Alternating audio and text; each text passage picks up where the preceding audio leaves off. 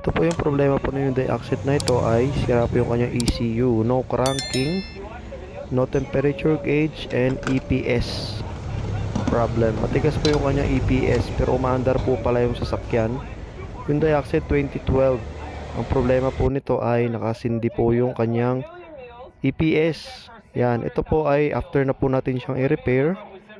Kung mapansin nyo, may RPM na po siya na dating wala, may temperature gauge na rin, at wala na rin pong ilaw yung kanyang EPS. At the same time, may aircon, malambot na po yung kanyang manubela.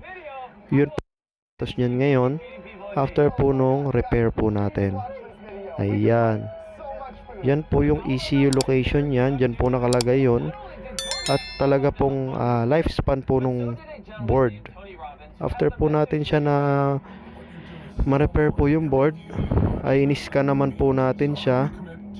And then upon sa scanning, makikita po natin yung CAN timeout EMS. Andyan po yung kanyang scanning. Naka-record po tayo. Kung mapapansin nyo po, may history po siya sa may EPS. Ang history po nung sa may EPS niya ay yung CAN timeout EMS. Yan, C11, C1611. And then sa kanya naman pong ECM, ang nakalagay po dyan ay yung kanyang CAN communication error with cluster. Yan.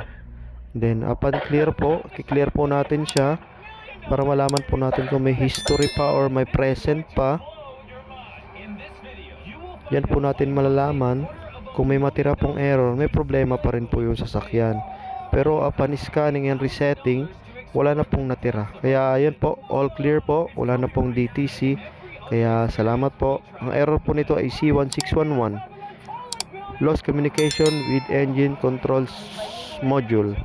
Thank you po. God bless atin lahat.